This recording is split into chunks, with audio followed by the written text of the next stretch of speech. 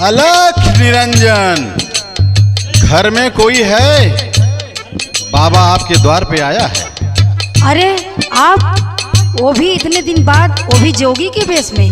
मेरा कौन सा कसूर था कि जो आप शादी करके और तुरंत जोग रवा लिए? सुनिए, मैं आपसे कुछ कहना चाहती हूँ। बोलिए।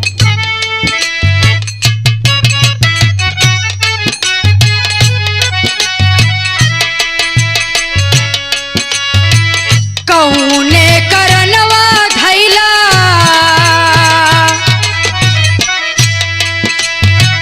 कौने करनवा धैला, जोगिया कबेस हमरी चढ़ली जवनिया सैया, जिनिदा कलेस हमरी।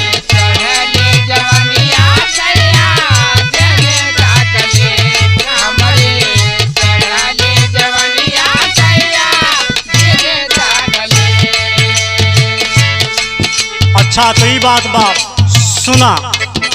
बोला बाबा बोला। घरवा दुअरवा तजली, गऊ आयो देश रानी, करम के करनवा धैली, जोगिया के भेष हम त।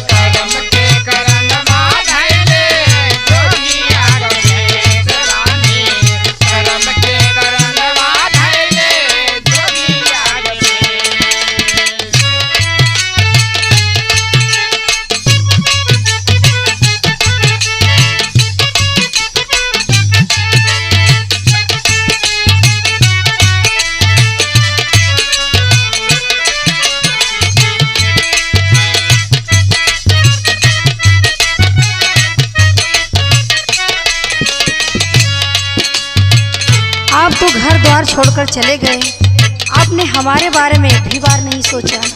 सुनिए, हम आपसे कुछ कहना चाहते हैं। कोरी बा चुनरिया या बही, कोरा बाया चारावा,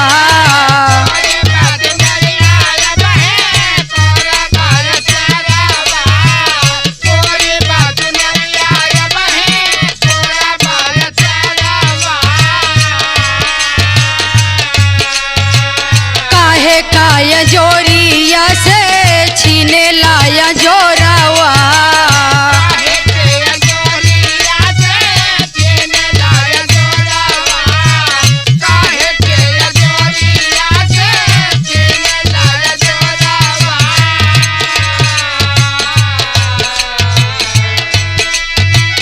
कैली का कसूर लागल,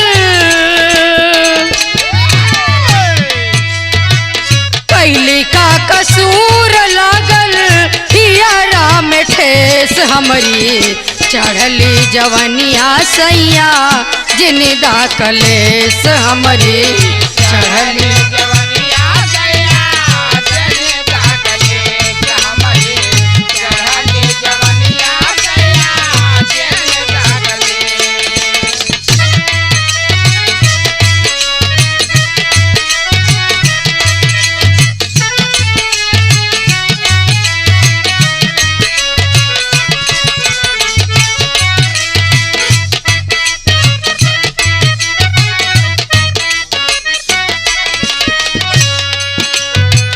अच्छा तो ये बात पूछत बाटू। आज ये जमाना में ये पूरी दुनिया स्वार्थ बा, स्वार्थ की दुनिया है। माई बाप, भाई बहन, रिश्ते नाते, बेटा बेटी, पति पत्नी सब स्वार्थ के हैं।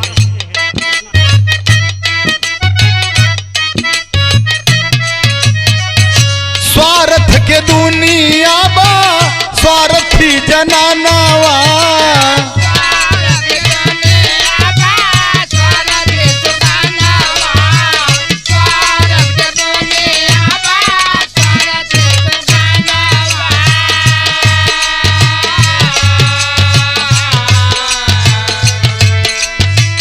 काहे बादे देहिया पे करेलू गुमानावा,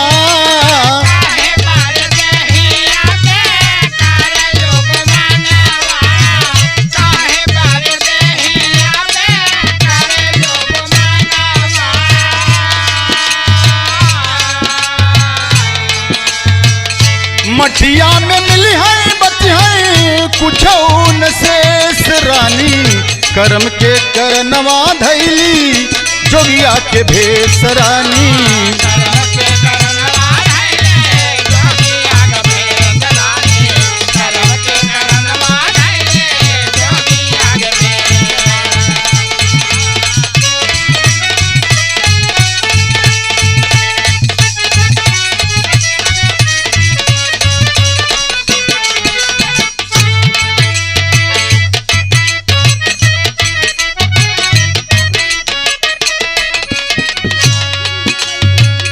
आप सही कह रहे हैं, ये स्वार्थ की दुनिया है, लेकिन आपके बिना हमारा क्या होगा। हम भी आपके साथ चलना चाहते हैं।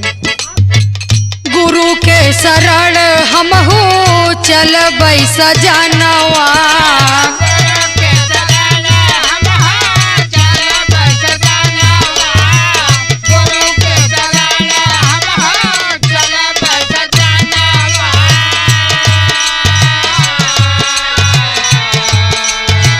जन्म मरण से मुक्ति दई है विधानवा।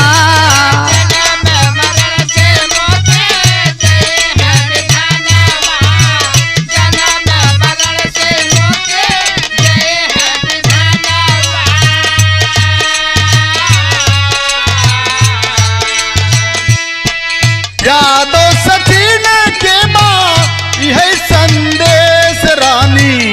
कर्म के करनवा धैली जोगिया के भेष रानी।